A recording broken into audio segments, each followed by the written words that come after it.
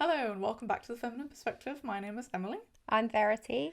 I haven't said this before, but I actually want to say this. Please, if you are enjoying the series or this podcast, please like, subscribe, follow us on Spotify.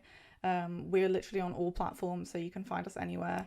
But yeah, please subscribe to our YouTube and follow us on Spotify mainly. We're everywhere, guys. Yes. Everywhere. Literally everywhere. So, we've got some exciting things to talk about today. Following on from last episode. So we're going to start with you because we've got an interesting story there, and then I'm going to open up a little bit about my past and some things that I've been through that not very many people know. It's quite a private thing, and so yeah, it should be a good episode and we hope you enjoy it. Okay, so you know me, I always have the tea and stories. So I wasn't actually going to talk about this, but his friend clowned on me and commented on, so this guy, he uploaded a photo and his friend commented that pose is far too aggressive, and it's crazy to me that like people don't hold their friends accountable. So I'm going to tell this story because one, it's good content. It is. And two, I would love to know other people's opinions because it's crazy. So I've obviously told a funny date story before, and I thought that one, was the worst. This one took the cake, absolutely. So, okay, so I went on a date with this guy. I haven't dated for a while, but I gave it the chance because I already knew him. So I thought, we'll give it a go. So our first date was really good, to be fair. We went out for food, we went to an Italian, and then we did an escape room. And it was a very good date, and it was nice because I'd already knew him, so it was quite comfortable, Yeah, you're not stressing. It's, you feel comfortable in his presence. Yeah. It was nice. It was kind of like, I was excited at that point, right? And then it just all went downhill. I had 3 dates and that was enough. Okay. So date number 1 was good. Date number 1 was very good, yeah. Okay. So date number 2, this is where it all went downhill. So yeah, date number 2, we went to this place and we just like watched the sunset. So, and that was a really nice idea. He had these like memory foam mattressy things, and he reversed onto the hill where like the sunset, and opened the boot. We put down these memory foam mattress things, and then I brought blankets and pillows. Right? So cute. I love that for a date idea. It was a great idea. So yeah, we watch the sunset like that. Now, I can be quite rigid when I'm like first dating someone. My walls are very up high. I've talked about this before, and it takes me quite a while to sort of ease into someone, right? But I do know when I feel that moment when my walls start to come down, So this was a bit of a scary date for me because it's very like heavily reliant on conversation based, which is fine. Like, I think I'm a good conversationalist, but it's the fact of like, it's quite an intimate date. Yeah, it's very intimate. Yeah, so that was sort of, and what I mean by I'm quite rigid is like, so when I'm sat next to him, I'm literally like this. Like, don't touch me. Oh my gosh. Could he sense that, do you think? Probably, yeah. So then we were talking, and like, he's asking me some questions that require, now I'm a very deep person. I've talked about this before, I am a very deep person, and I need to have deep conversation with someone. I need them to be equally as deep and as open as me for me to be able to form a connection. But obviously that takes time, right? And I'm not going to spill my guts to someone that I've only met a few times. Yeah. Do you know what I mean? Of course. So I'm always mindful of giving too much away in the early stages. So yeah, so we're talking, and he was asking me some quite deep personal questions, and was asking me about my friend Tomasz, who obviously I've talked about before. And I will tell you anything. If you ask me something, I'll give you a detailed response. And that is something that does require quite a detailed response.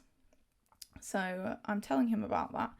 And within that, obviously, links my ex-boyfriend's aggression. And I told him about that story as well, which you'd have seen in the last episode. Now you know. So I was telling him about that. And then he asked me what I'm looking for in a relationship. And that is something I always don't really like answering, because I think I'm very wary of giving too much away. I was going to say, you're giving it away, so they can then just mould themselves to be exactly what it is you're looking for. Exactly, yeah. And I worry that he will mask into that. So I gave him what I thought was a good answer, but still quite a vague one. And I said that I am just looking for me. I said, I have worked very hard on myself, and I think that you can't hold someone else to a standard that you don't hold yourself at. So that if I want loyalty, respect, emotional intelligence, all of these things from someone else, I have to also be able to bring that to the table, you know? Yeah, definitely. So I just said, I'm just looking for me. That was literally all I said, because it was still an answer that was good enough, but without saying everything, you know. You mean like looking for you as in looking for the male version of me? Okay. Yeah, I mean, I could quite easily give a very lengthy detailed response about what I'm looking for. Yes, you could. Yeah, but like 3 pages long. Literally, whole the whole scroll comes out, hits the floor, and runs for 3 miles. But obviously, like, I'm not gonna do that. No. So, I just said that. And then I did say to him, though, there is one thing in particular that I do look out for. And I thought I would give him this. So it's the saying, many a true word spoken in jest. Do you know what that means? Yes. So that the truth will often come out when people are joking. Yes, exactly. And it's something that I look out for all the time. Now, don't get me wrong. I got a fucking good sense of humour, right? I can have a joke. But I know my audience. Yeah. And I think often abusers, or just, you know, some people who aren't that nice, will make jokes at you, but there's actual punch behind what they're saying, and they mean what they're saying. And you explain that to him? Yes. Yeah. And I said that to him. I said that was one thing I do look out for, because it happens frequently, right? Again, don't get me wrong, I can understand a joke, right? But there's levels to it. It's like, say, me and you are, I'm just giving an example. Say, like, we live together, right? Yeah. And I come home after work and you've just sat down on the sofa, right? And I come in and I'm like, oh, fucking hell, you're lazy. And you're like, no, I'm not. I've literally just sat down. And then I'll be like, oh, I was only joking. Yeah. But, like, I wasn't. Yeah. Yeah. And it's that, and it can, I don't know if any of you watch Love Island. I know you don't. I do not. Yeah, but this one currently, Harry does it all the time to Helena. He'll make sly digs at her. He doesn't like her at all, and it's obvious. Are they together? Yeah, and it really frustrates. Oh my god, Does she like awful. him? Yes. Oh. Honestly, have you not seen all the stuff? No, I need to see this season. No, I need to see it. Oh my god, even Women's Aid put out a what's the word? Like an statement. Yeah, even Women's Aid put out a statement. What did they say? Just about how the men have been acting and how the women have been sort of enabling that behaviour, but they're being abused. Like, we're literally watching it unfold in real time, like women being abused by men in very, like, the way they speak about women, like this season as well, like they've been having sex with each other and stuff, and it's shown like on there, which in previous seasons I don't think, maybe in the very early ones they used to show that, but you know, I know that they don't, because literally last year's was the first ever one I ever watched. Really? Yeah. So I was a bit late to the party. Yeah. But like they never showed that in that one. Like that last one was tame compared to this one. This one's crazy. But yeah. So what kind of things did they say? So give me an example. Just, I mean, I know everyone out there probably is already watching and knows what you mean, but I'm just a bit naive when it comes to Love Island. There was a couple things. See, I've clocked Harry do it a few times. I can remember one specific moment he said something about her wearing red lipstick, and like degraded her wearing red lipstick. I can't remember. I'd have to get up the clip. You know, it's hard for me to give a specific example, but like you see it all the time. But yeah, Harry in particular will make like jokes, and you know, Oh, it's just, honestly, I could go on about it, but I'm digress. For the next episode, then, I'm Yeah, going to watch you need Love to watch Island it. because it's a good, I Oh my guess, a God, good this point is for a us good. to. Oh, Yeah, for sure. Yeah, this we'll one's do that. absolutely crazy. But I don't know if any of you are watching currently. You'll know what I'm talking about. That Harry makes these comments to Helena like all the time, and that is exactly what I'm talking about. So, guys, if you can think of specific examples, let us know. Comment, let me know because I don't watch it, and it would be good for me to look at, I suppose. Yeah. So I said to him that was something I look out for. So then so we had that conversation. Then he asked me about Tomasz, right? And midway through, I was feeling quite insecure about talking about him because I was just feeling very vulnerable. Because obviously it's quite a deep conversation to have when this is the second time you've obviously I knew him before, but this is and I said this to him on the date as well, is that you don't really know me on a personal level. Like we used to hang out when we were kids, but like it wasn't like all the time. It was just when we'd go on nights out, when you go out fucking underage and yeah, one of those. Drinking down the park, that type of stuff. Yeah. So so like I knew him from that, so he didn't really know the deep version of me, So yeah, I halfway through me telling the story about Tomasz, I said to him, oh, like, just tell me to shut up if I'm going on, because obviously I don't actually want you to tell me that. I just want a little bit of reassurance in that moment to be like, no, it's fine. Yeah. And thankfully that was what he did. He was like, no, I'm just quiet because I'm listening. And I was like, oh, and then I continued speaking about it. So then when I was finished, he then literally, as soon as I finished talking about it, made a joke about me doing all the talking. No, he didn't. Yes. And I literally rolled away from him. I thought, are you stupid? Like, how fucking stupid are you? The fact that, like, pick a better time. Like, I've just talked about something extremely vulnerable to you. I've also told you that is something that I look out for. Yeah. Why on earth did you think that it was a good idea in that moment to then make that joke? At that time. Another time, fair. But, like, right at that moment in time. Yeah. Like, really? Come on. Doesn't make any sense, right? Yeah. And I just thought, I've literally told you that that's something that I look out for. Yeah. So I just thought, are you testing me to see if I'm actually switched on or what? But like, I just thought, how weird. Very weird. Right? That's bizarre. Yeah. Yeah. So as soon as he made that joke about me doing all talking, literally rolled away from him, and I went, didn't like that. And he was like, oh no, I was only joking. And I went, didn't like that. And he was like, I promise you I was only joking. And I just went, And do you know what? When I was telling that story, because I was being vulnerable, I felt my walls start to come down, and I felt myself sort of like relax, because I'm on fucking edge, right? Like, where you just feel like you're like, what's the word? When you're stiff. That's the word. Yeah, I just felt like stiff, and when I was explaining that, I did feel my walls start to come down, and then the moment he made that joke, straight back up again, and I felt my walls instantly go boom, Yeah. So yeah, I obviously, we moved on from that, but like, I still, you think about it, don't you? Yeah, you do. Yeah. So after that, we then like finished the date, and then he drove me home, and then on the way home, he then spent the entire journey back talking about fighting random men in the street. Right. God. Now he does professional fighting, which is fine. So he does like kickboxing. He used to do kickboxing. I do kickboxing, so I get it. Right? Was he talking about the professional fighting? No, though? that's what I'm saying. Right. So he was just talking about fighting men on nights out, right? Ugh, so boring. Yeah. Like I'm not impressed. No. And then I just went a bit quiet, and then I was like, has a woman ever hit you? And he was like, yeah.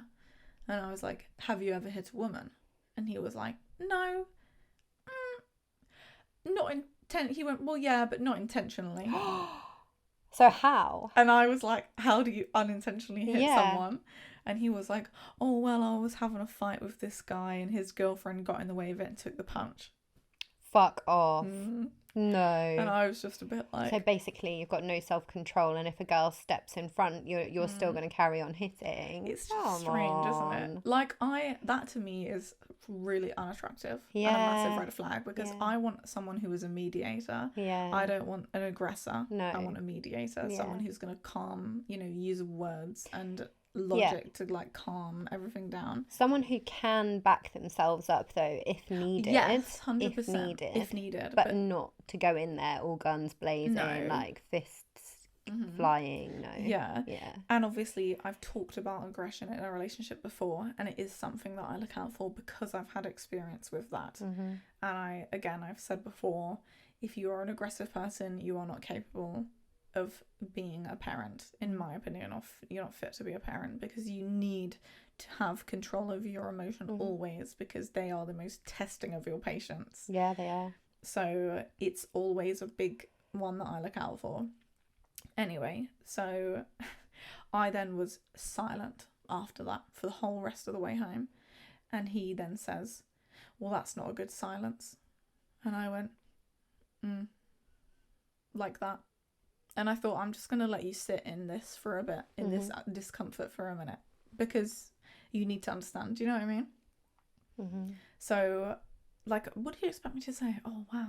Like, oh, wow. You know how to look after yourself. Like, no. Like, I'm not impressed by that. It's not, I don't know any woman that would be impressed by that. No, maybe if you're like 13. Yes, exactly. Maybe if you're a child. Yeah. But not when you're an adult. No.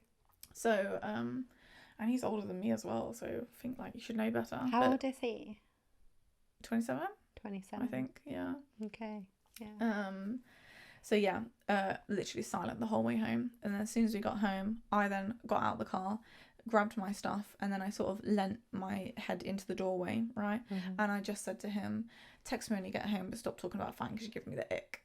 Oh, good. At least you're honest with him. Oh, I'm always upfront. Sometimes maybe a bit too upfront. But in my opinion, what I'm saying is right. So if you don't like what I'm saying, change your behaviour then, because that's why I'm saying it, But yeah, I'm always like well upfront with people. Like, I'll tell you exactly what you've done that's annoyed me. Yeah. Because if I don't, there's no change.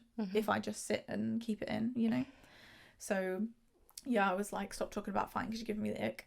And he was like, yeah, I thought so. I said, it's not something I'm impressed by, and aggression is not cool. No. And he was like, yeah, got you. Like, okay.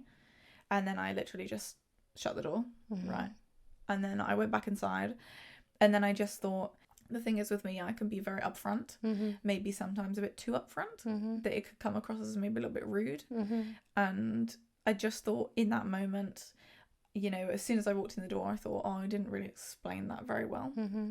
So I sent him a message afterwards. Let me read that message. So yeah, I sent, literally the moment I walked through my door, I sent him a message because I felt like I just needed to, So I just said to him, I just want to elaborate on my point, as I feel I didn't give a well enough explanation at the end there. I'm happy to listen to you talk about professional fighting all day. It's something that you're passionate about, and I can recognise that. However, street fighting random men isn't something I'm impressed by, and it gets my back up with trusting you.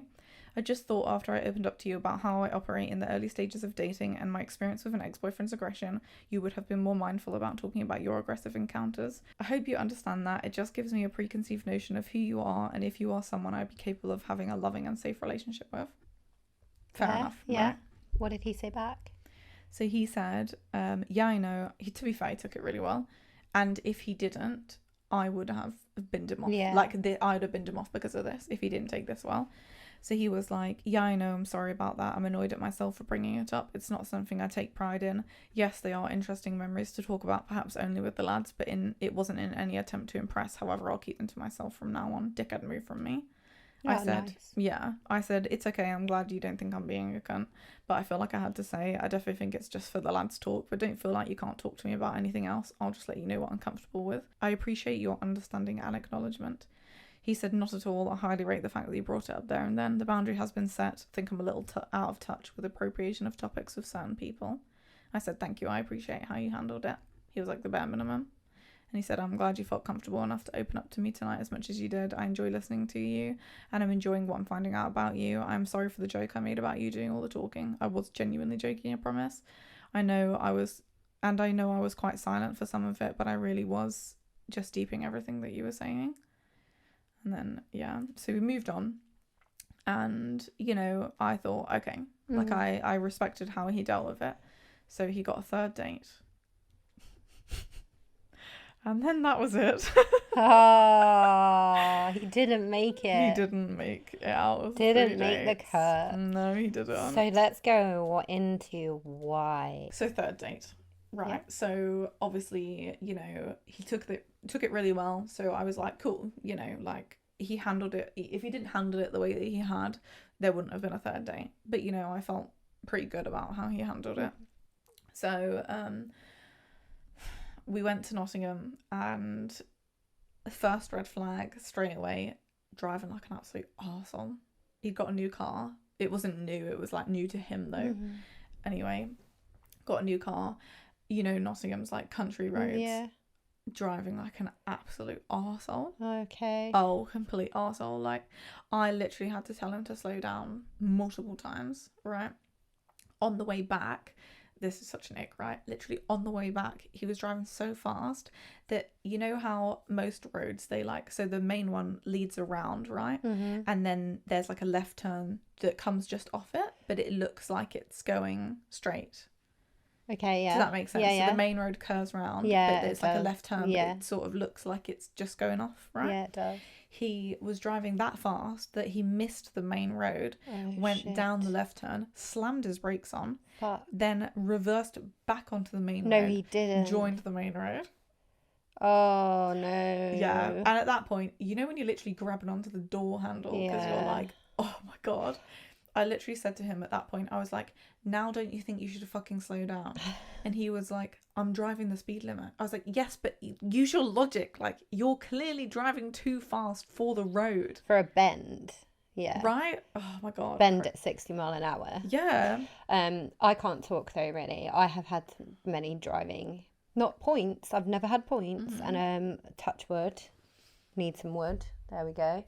I've never had points. But I have had some really, really scary experiences in cars. With people in the car? With people in the car. You're but silly, yeah. So not driving too fast. What the worst experience I've ever had is where I had to on purpose mount a curb so that we didn't crash into the back of somebody. Oh, but it's because they had this car that was like, their brake lights were like rectangular and around the whole of the back of the car. Oh. And so yeah, the car had like, that was its normal light. You know, it just lit up like a rectangle. And the brake lights were just like this tiny little bit additional to the rectangle. So initially, when it started to brake, I didn't see it braking. We were going at 60 miles an hour. So I managed to slow us down enough. Then thought, shit, we're going to go into the back of this car. So I had to mount a curb and go alongside this car. And the person next to me in the car was like, oh my God, I'm so sorry. And they were like, honestly, it's fine. It's the brake lights. You can't tell he's braking. Yeah. And it happened again further down the road. I don't actually know. I have seen them. Yeah, really, really strange. I wonder what car brand that is. I would love to know. Don't know. Really shit design though. Like, who designs brake lights like that? Oh my gosh, yeah. Like, it's hard to imagine. So it was like the whole perimeter of the car. Yeah. So basically, the lights are like this lit up rectangle. So the whole perimeter of the bumper is a light that's on. I thought you meant the whole back of the car. No, like... literally, like it's like a rectangle. Yeah. And then when they braked, the rectangle got slightly wider. Oh, that's stupid. Really poor engineering or whatever design. Yeah. See, I think like drive how you want by yourself. Don't fucking drive like that with me in the car. No, I wouldn't drive ridiculously fast. Or I always feel like I'm much more cautious when I've got somebody sat next to me. Oh yeah, me too. Much more like you know, making sure, even to a point where trying to make sure their drive is like smoother. Yeah. Although, having said that, the guy I'm seeing at the minute probably wouldn't agree. He's like, really? Your braking is too sharp. Like, you need to be not brake so late. Yeah. But there we go. Have I been in the car with you? I think I have. Yeah, I think. Oh, we picked up my car, wasn't it? Yeah. Yeah.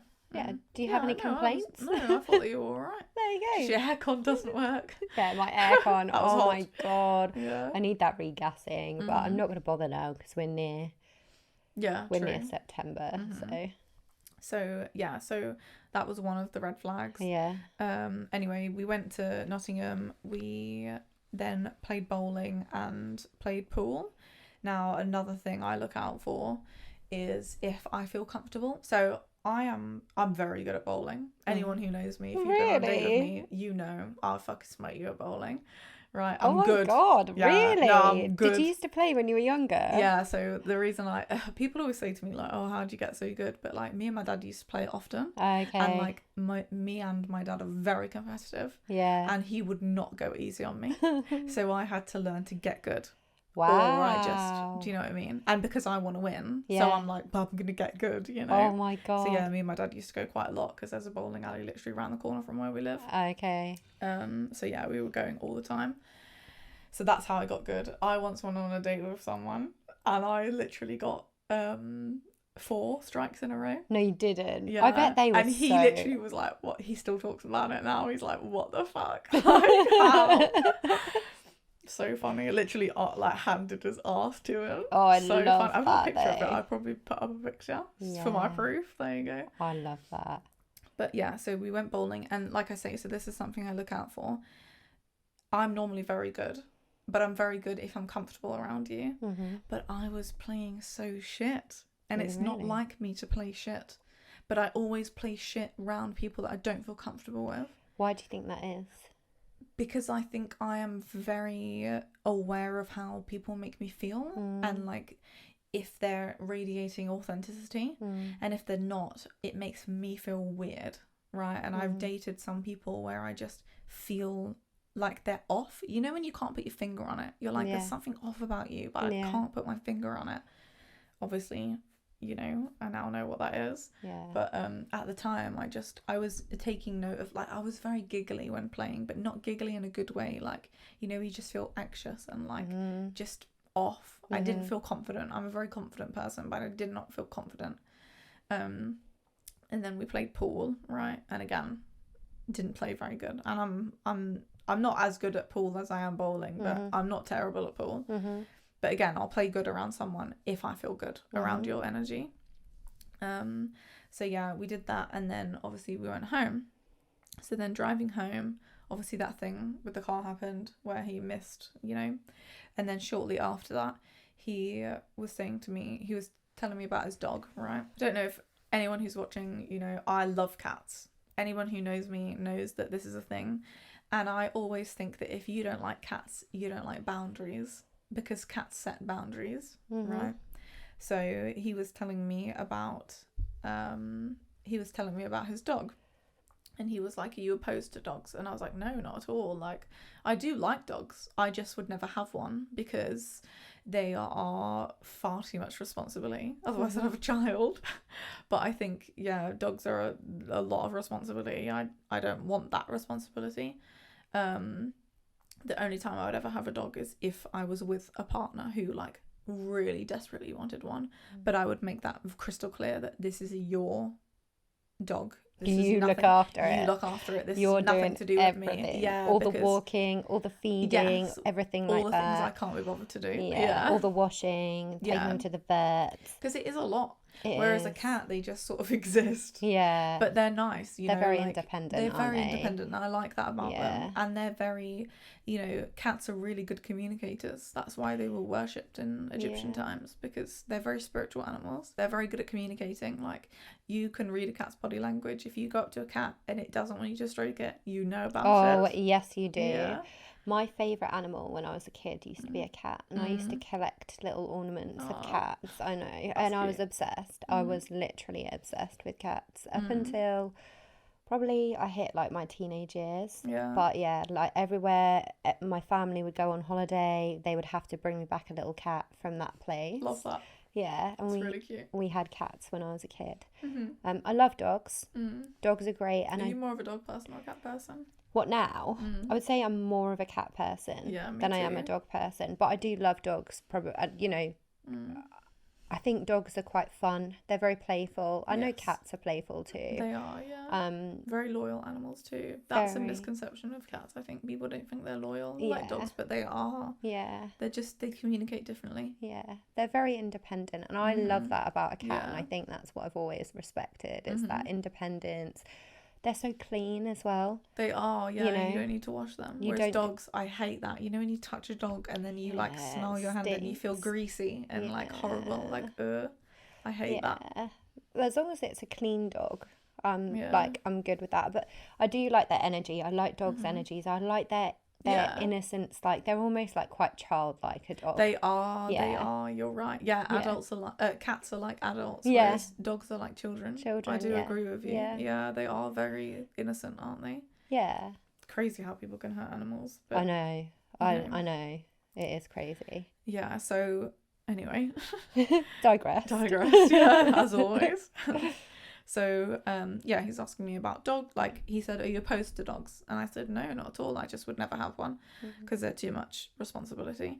And I was like, do you like cats? And he was like, I don't mind them. I said, well, why don't you like them? And he was like, oh, I've got some trauma surrounding cats. And I was like, oh, was you attacked? And he was like, no. He said that his cat had kittens, right? And the dog was never allowed upstairs. And one day the dog slipped by, got upstairs, killed all of the kittens. Oh no. Yeah. At first, when he told me that, I was like, oh, fucking hell. Devastating. And then I think, isn't that trauma relating to dogs really than cats? Yeah. Because like your dog did that. Yeah. I don't know. So then after that, he said that there was another time where he had, and it's kind of like the saying, like, you don't make the same mistake twice. I know it's not the same thing, but like if something like that has happened, like a freak accident, you would be extra fucking cautious that shit would never happen again, right? Because the guilt you would feel, right? So he had another cat, and one day it got into the tumble dryer, and I was like, how? And I was like, oh my god. I was like, how? Like, what happened? I said, did it die? And he was like, well, yeah, it wasn't good. And I was like, what happened? And he was like, well, the cat's eyes were bulging out and it was having seizures. So he went, so I had to kill it. No, he didn't.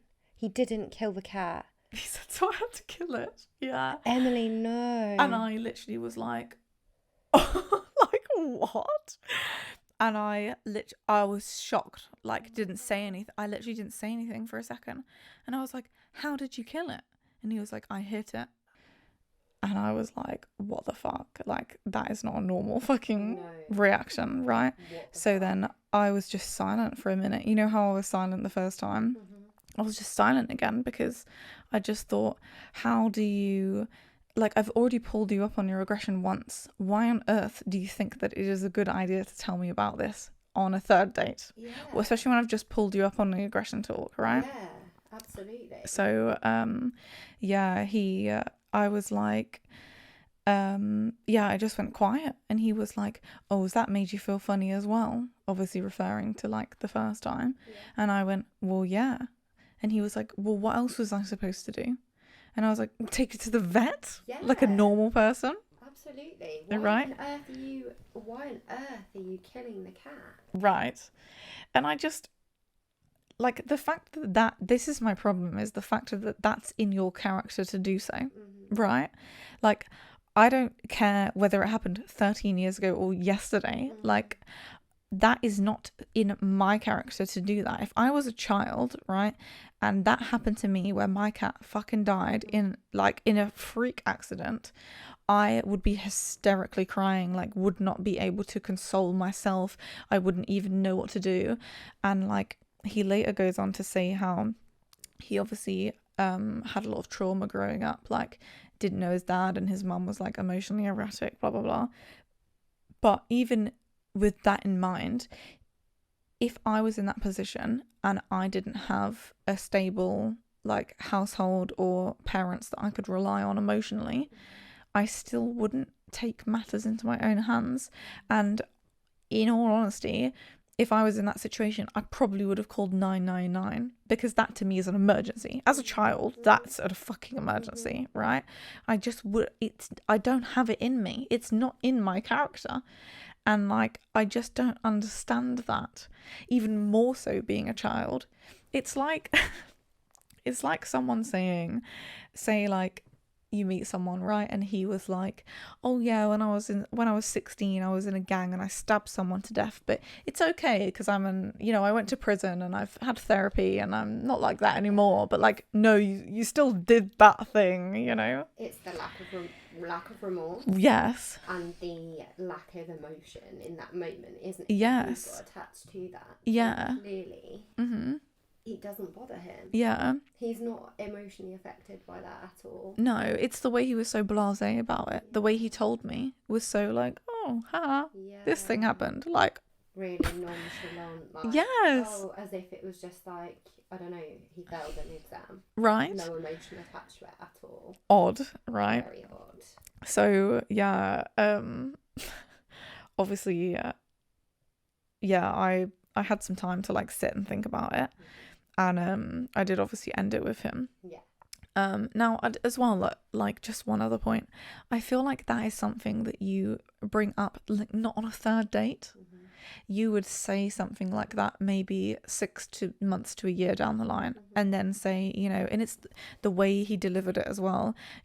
That's something I feel like in time you should then be like, oh, like Emily, this thing happened to me and I really struggled with this and I want to share it with you just to like get it off my chest, then fine.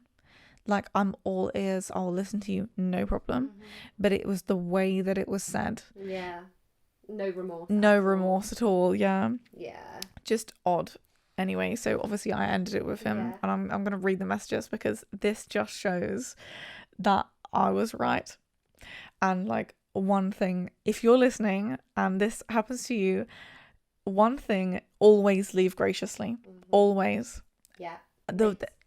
It makes all the world of difference, because if you don't leave graciously, you fuck up any chance ever of that being a thing ever again, right? Yeah. Because if you leave like that, I'm gonna be like, yeah. And it makes you look like the bigger person as well. It does, it? yeah. Actually, you're leaving with your head held high. You're not begging, you're not crying. You're leaving with your head held high. You've got a little bit of control in that situation. Yes, exactly. Don't let your emotions take control of you. Exactly. So I'm going to read some messages between us, like how it ended, because he obviously did not deal with it very well at all. So I said to him, I was like, I feel like I have to be upfront with you because I've had some time to really digest how I'm feeling. On our second date, you were talking about having fights with people on nights out, including hitting a woman. Even if it was accidental, it still carries some weight, and that makes me very wary of you. I voiced this to you, and to be fair, you did react very well. However, on our third date, you told me about the 2 incidences with your cats, and I have to be honest about the fact that it made me feel really uneasy, especially when I voiced to you my discomfort with the aggression talk. I have been trying to find the right way to say this, but I just can't wrap my head around why your first instinct was to punch a dying cat instead of taking it to the vets to be put down. There is this common theme of aggression with you, and I can't risk being with someone like that. I want someone who makes me feel safe and at ease. Children are the most testing of your patience, and if your instant reaction for a poor dying animal is to punch it, then it makes me question how you would react to a child who is misbehaving. That is not someone I can see myself having a loving and safe relationship with. I'm really sorry, but I can't keep seeing you again, as I feel like I've checked out now. I hope you can understand my perspective, and I'm gutted it hasn't worked out the way we both wanted. These are just 2 major signs that I can't ignore. He was like, I didn't punch a dying cat, ? And then I was like... He denied it. Right. And then I said, you told me that it was having a seizure and had bulging eyes and you had to put it out of its misery after getting in the tumble dryer. He was like... Also, I understand what you're saying, but you have to understand my days of aggression are long behind me.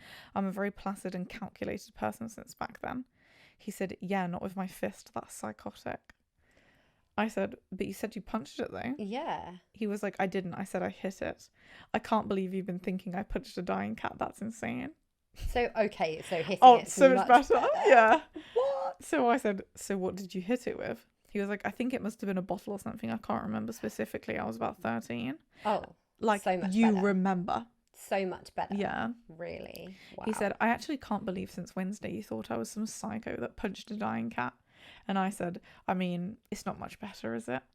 I said, I just don't really understand why you told me after I voiced my concern about that sort of aggression. He said, I mean, are you ready for this sob story? This is gold. I'm ready. He said, I mean, at 13 years old, faced with a cat in such a horrific state that was so obviously dying, I couldn't bear to let the poor thing suffer. It broke my heart having to do that. I cried my eyes out that night. That part I remember vividly. But it wasn't aggression. It was, in my mind, a thing that had to happen. And if I recall, it was just me telling you some rocky stories that I've had with pets, especially with the dogs I've dealt with that came through via Spaniel Aid that I so tirelessly tried to help after being abused and abandoned by previous owners. My golden retriever, Lucky, being one of them. I love that boy to pieces. We've had one dog who came through that was so terrified of people because of what she had been through. I laid on the living room floor for close to 4 hours until she came to me, rehabilitating these poor things so that they can live in their forever homes happier and healthier. I've not had a fight since I was 20 years old. That accident with the girl, which anyone who was there would testify to the fact that it was a complete accident, happened when I was 15/16. I can promise you my days of aggression are long, long gone. He was like, I would never ever hit a child either. I feel sick that it's made you feel as though that's a risk with me. I said, I still don't understand how even at 13 your first thought was to take matters into your own hands. I would be crying and calling my parents, and then I would have them taken to the vet to have them put down humanely. I have nothing more to say on the matter. I just can't shake that this doesn't sit right with me. Even if you're a child, I'm sorry. He said, I hate this message. Are you going to give me the opportunity to help you understand? Help you understand. Help me understand. Like, no, I understand perfectly. Yeah. He said, I completely understand there were alternative ways to deal with it, but that was 14 years ago. If I had another option available at the time, I would have. I understand why that's distressing, I really do, but in that moment, I did what I thought would be the kindest thing to do. I'm not proud of it by any means. It was a horrible thing to go through. I said, my mind has settled over this. I'm sorry, I don't think I can go back to how I was feeling on the first date. He said, I don't understand why, though. That's something that happened so long ago at 13 years old. But he literally just said, I completely understand why that's distressing. So you don't understand then. So I was like, you said so I said, you said you can understand why it's distressing, whether it was 13 years ago or yesterday. It doesn't sit right with me that was in your character to do so. I don't think I can feel completely comfortable and safe around you now due to my experience with aggression in a previous relationship. Surely you can understand why I'm taking these precautions to protect myself. He goes, right, this is long. Are you ready for this? Goes another fucking heroic story. Yeah, let's do it. He said, I understand why the act itself is distressing. Regardless of past experiences, it's a brutal thing to do. It was not something I wanted by any means necessary, and I was scarred for a long time. I really, really do understand why that upsets you with having cats yourself and having been through such a brutal experience of the above. I have the knowledge and resources to be able to do, as you say, quite rightly so, the more humane thing. I was just a scared 13-year-old boy that couldn't look at his emotionally erratic mother for a better solution, being the only adult at the time. I was 13, that responsibility shouldn't have been placed on me, let alone did I know what to do. What I do know is that the poor cat was suffering. Yes, of course, I can understand why you are taking these precautions, but I can hand on my heart promise you that these precautions are not necessary towards me. I am a protector. I have been since I was 8 years old, when I had to become the man of the house when I was surrounded by domestic violence and the pairing of my psychotic mother and brother, looking after a newborn baby when I was still a child myself. The fact that there's a glimpse of concern that you think that I would ever be aggressive towards you or even my future children breaks my heart well and truly. I may not be close to my family, I may have serious counts of trauma relating to them, but I, under absolutely any circumstances, would protect them to my death if I had to. That would apply to you and my future children. I am really, really sorry that I've made you feel as though I'm a threat, but I'm genuine, and anyone who knows me today can testify to the fact I'm not one. I am a very passionate and loving person. Mixed martial arts, therapy and self-development have led me to become a very placid and calculated person. Again, calculated. Like, that's not the right word. I don't want someone who's calculated. He said, I have been on the receiving end of aggression in the street, and I woke up in hospital with a bleed on the brain, terrified that I was going to die. I love fighting in terms of boxing, MMA, etc., because it's an art that goes far beyond just punching each other in a cage. It teaches you things about yourself, how far you can go physically and mentally. As for the fights themselves, I love them because I get to have all of the people around me come to show support to me, and I get to showcase my skills against another person who is doing the exact same thing. Nothing to do with wanting to hurt people, not because I'm an aggressive person. Aggression is counterproductive in fighting and in life. Then I didn't respond because I was like, he's just not you're not listening to me. Like, it's at that point where, like, I'm gonna get nasty if you're not listening to what I'm saying. He's trying to persuade you, isn't he? Yes, yeah. But like, there is no persuasion needed because I've made my mind up and I've explained my reasoning perfectly. He then messaged me again and said, I really hope that we can work past this and I can prove to you that it would be a mistake to call this over something that's not even remotely in my character anymore. Then he adds another thing, all right, over an hour and a half later, and says, one last thing before I sleep. I feel as though if I was an aggressive person, I would have shown that when you put your finger in my mouth, sticking your nail in my gum, causing me to spit blood. Fuck. Clearly I don't learn my lesson, do I? But like, again, that last message is so aggressive. It's also trying to turn the tables round. Exactly. I'm not the aggressive one, you're the aggressive one. That's what he's saying. So like, I still do that thing where I put my finger in your mouth. Clearly. Yeah, I haven't learned my lesson. But like, when I do that, it's not like, I still do it because I'm kind of testing you because of obviously that past experience that I had. I'm looking out for that sort of reaction again. I then said, I don't like your energy. I don't think we align at all. Instead of just accepting what I'm saying and just leaving it there, you've sent multiple paragraphs. I don't like the tone of that last message. It's passive aggressive. And the message in particular, are you going to give me the opportunity to help you understand, is condescending as fuck. I'm not interested in having a calculated person. I want someone genuine. He said, none of the above was intended to be condescending or passive aggressive by any means. I was just trying to prove my case. I apologize that it came across that way. I'm struggling to understand why you don't think I'm genuine, but I feel like I've said all I can to put your mind at ease. Obviously, actions speaking louder than words, but I'm not getting the opportunity to prove that. Then sent me a 1.5 minute long voice note. Obviously, I'm not going to play it, but he just basically says the exact same thing he's been saying. And then I said, I hear what you're saying and I'm glad you understand. I'm sorry, but at the end of the day, what you told me doesn't sit right with me and I just don't think I can get past this. He then said, also in the voice note, he said, if you want to call it over this, like, I understand. So I said, obviously, yes, like, I'm calling it over this. And then he says, is it an absolute or is there a possibility that you can move past it? Like, Jesus, bro, get the fucking message. So I didn't respond because, like, do you know what I mean? This guy. Yeah. Then he messaged me again and said, okay, I'll take that as an absolute. Well, I wish you all the best and I'd appreciate this if it didn't become a podcast topic. Take care of yourself. And you're on the podcast. Welcome. So the thing is as well, like, so I said, I'm sorry, it won't. I just right now can't get past it and it's hard to get those feelings back. I really hope you understand. And the thing is, like, I genuinely wasn't going to talk about it, but the fact that his friend commented that, I just think, you clearly don't get it. And there is no fucking accountability, and that blows my mind. Yeah. That there is none. So I think, no, I'm fucking going to talk about it because I fucking guarantee everybody I've told, they're like, oh my God, what the hell? Yeah. So, like, I know I made the right decision. But then he responded, you're eliminating the possibility of getting those feelings back by calling this off. I said, I don't feel like you're listening to me. He said, I am listening to you. I'm just putting my 10 pence in. Logically speaking, I fucking hate it when people say that as well. Logically speaking. Shut the fuck up. Yeah. Like, the thing is as well, like, it takes a good person to think about things logically and emotionally. Like, if you're in tune with your emotions, then you're a good person. If you have no emotion, you are not going to get very far in life. No.